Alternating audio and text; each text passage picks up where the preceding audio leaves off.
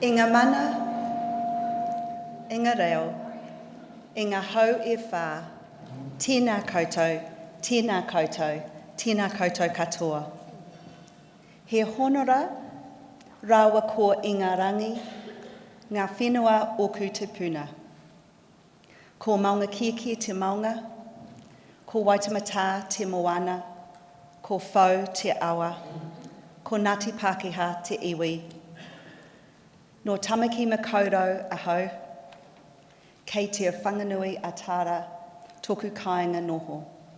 Ko Louise Green toku ingoa, no reira, tēnā koutou, tēnā koutou, tēnā tātou katoa.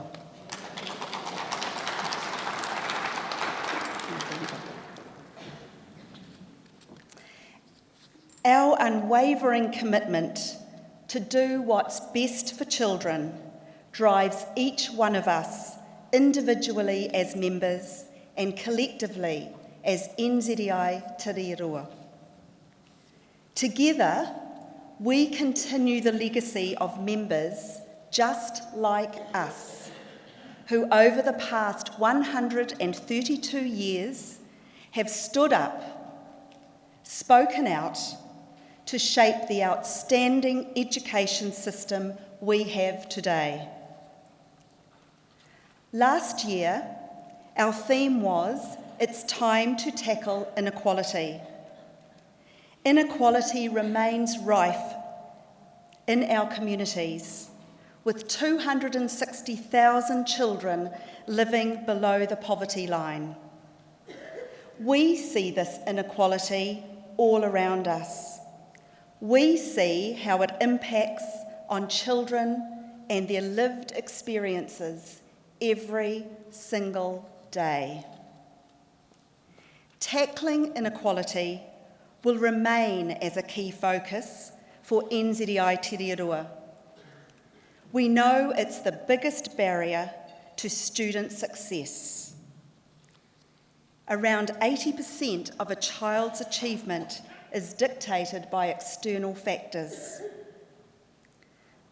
Through this year's annual conference theme, "It's got to be about the child," we hone in and focus more tightly on the child and what that means for schools, centres, and members in a rapidly changing educational environment. Who better to do this than us, the professionals? We have the knowledge and expertise.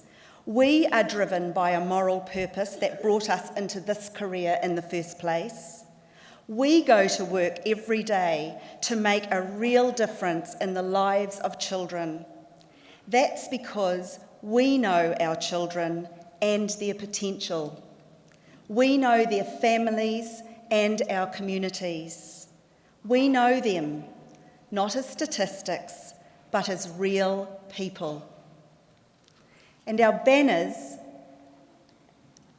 are intended to bring those children as real people into our conference over the next few days. These children, Emma, known as M, and Tobiah, go to school at Karori West Normal School in Wellington, and their very proud principal is right down here. Janice Schramka is here.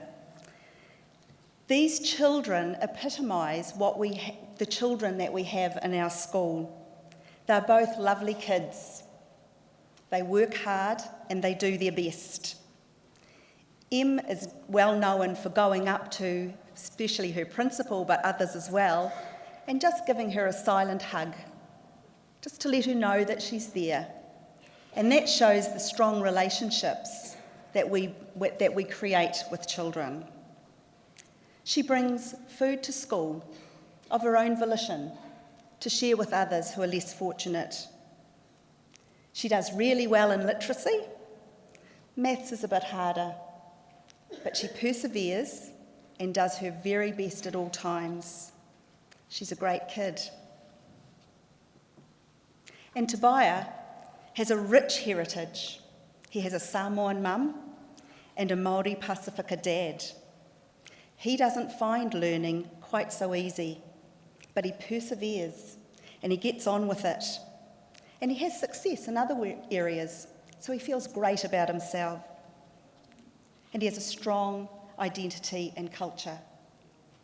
So in introducing Em and Tobiah, it just reminds us of why we're here and reminds us of those connections that we have with our children. The world is changing around us. Earthquakes in Christchurch have driven change, and these changes are triggers for what's to come for the whole education system. Migration patterns, population growth, and increasing diversity are forcing us to think and respond to children's learning in different ways. Pressure on the housing market in Auckland and Christchurch means many families and teachers and support staff are unable to afford homes. That means they're moving around looking for jobs and somewhere to live. Lack of opportunities in areas such as Northland and the East Coast means significant social issues and high levels of transience. And rapid change in the digital world means huge opportunities, but also massive challenges for jobs of the future. The context for schools and centres around our country is widely varied. The impact on people, especially our children, is very real. We are forced to be reflective and adaptive practitioners. We must continually learn from each other and respond to needs, always keeping the best interests of children at heart. The government is using the reform agenda to lift narrowly defined educational outcomes through a market-driven approach. Education is seen as a business. This approach threatens the outstanding public education system we've invested so heavily in, with ideologies so at odds with our collective values. What we now realise very clearly is that in today's political climate, investing in educational success is the flagship policy for reform, and it's here to stay. Make no mistake, this is the biggest change to education since the advent of tomorrow's schools 26 years ago. It landed without genuine consultation with the profession and no engagement with the wider community. It's a move to connect the Ministry of Education with the 2,500 autonomous schools, thereby pulling back from a highly decentralised system. Coming ready or not, many system levers, big and small, are at play to embed this radical change. National standards and public achievement information data drive every decision. Charter schools consume bucket loads of money and threaten the viability of local public schools. The Education Council, with its undemocratically elected board, is focused on standards, codes of conduct and auditing, and will have a role in the delivery of PLD in the future. ERO is focused on accountability, not only of individual schools and centres, but also of communities. The Special Education Update is trying to do more with no more, and PLD will be delivered to meet a small number of government priorities. This will be prioritised to communities of learning, and COLS will become the mechanism for delivery. A review of school funding is in the planning stages, and the biggie, towards the end of the year, a comprehensive review of the Education Act will embed the system change agenda further. You'll remember NZEI's Connect the Dots diagram. The dots are clearly connected, and if we can't see that, it's definitely time to go to Specsavers. We don't like the picture we see.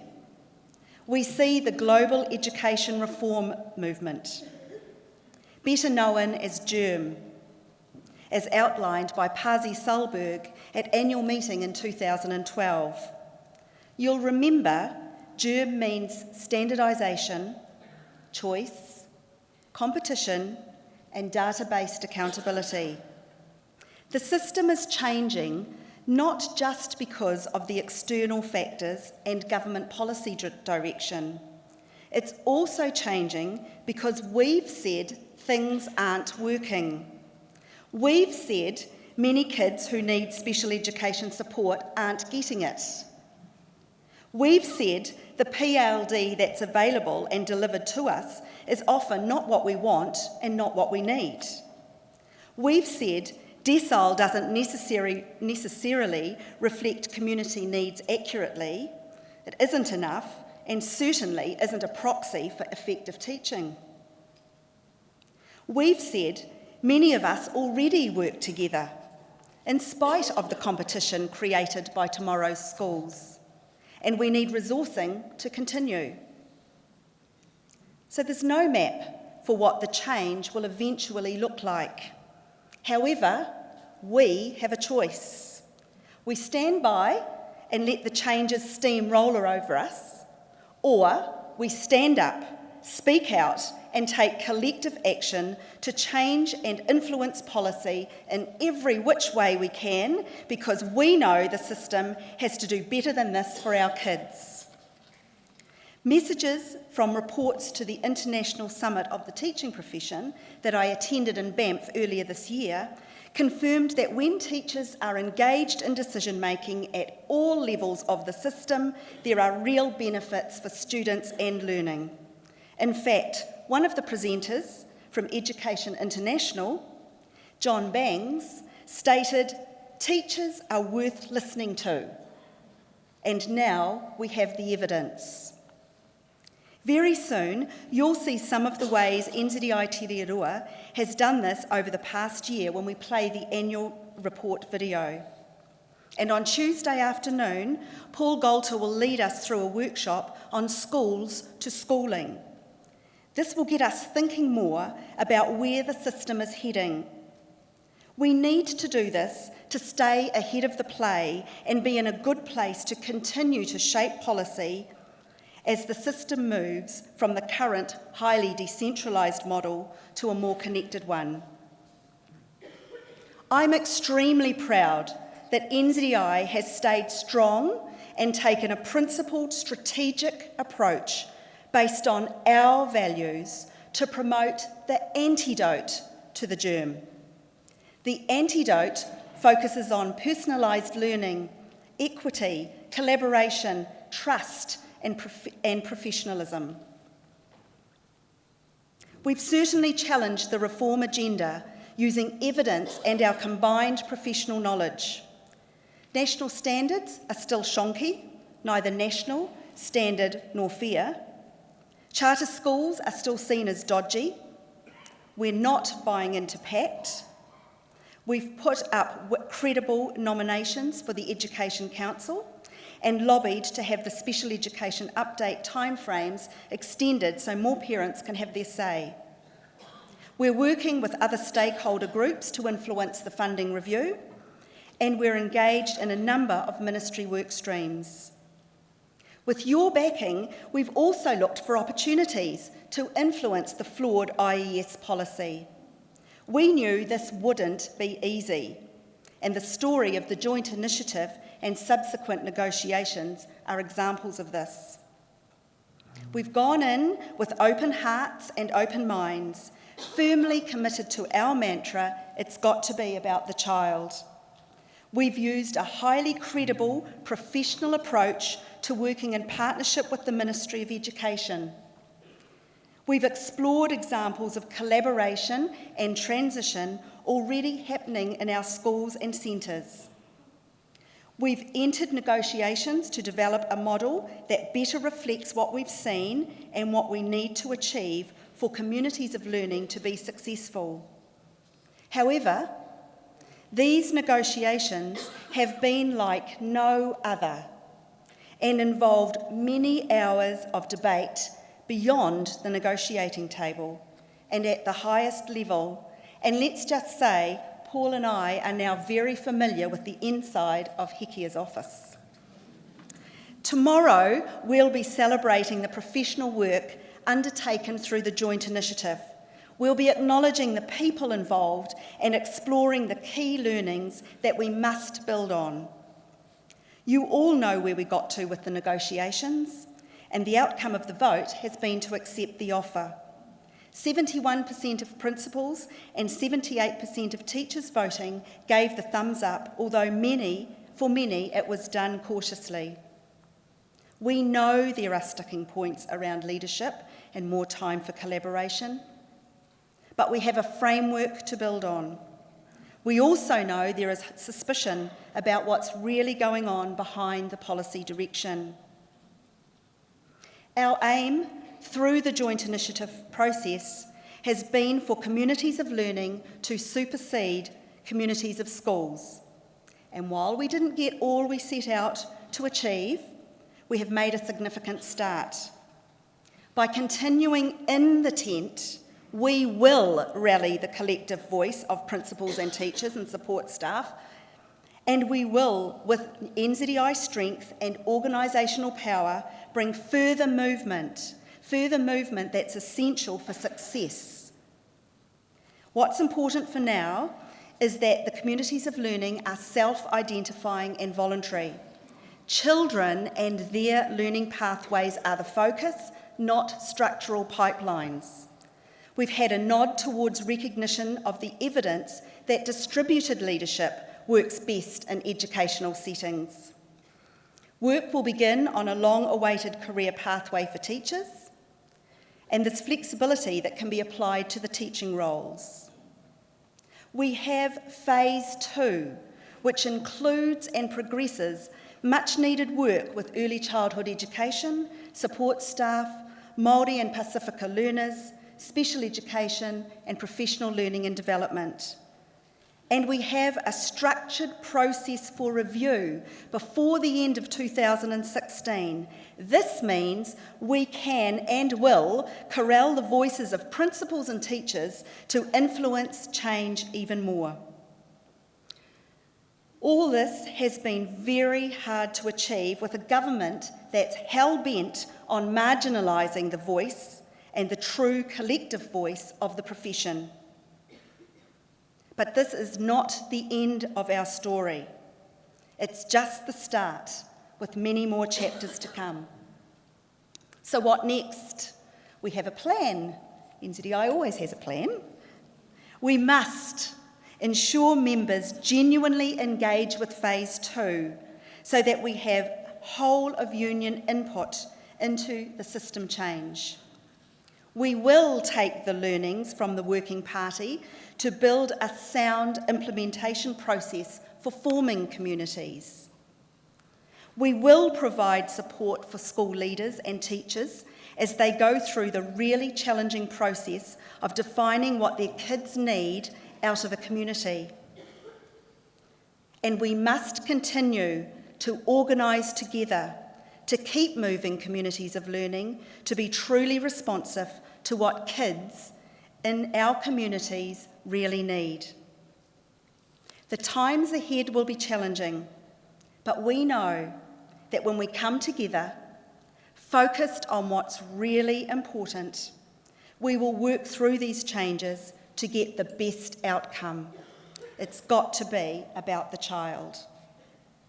Over the next 3 days, we will celebrate our professional work, celebrate our people, challenge our thinking, grow our understanding, and build our collective strength so that we are in good heart to continue the journey. Ka nui te mihi ki a koutou katoa, nau mai, haere mai, piki mai.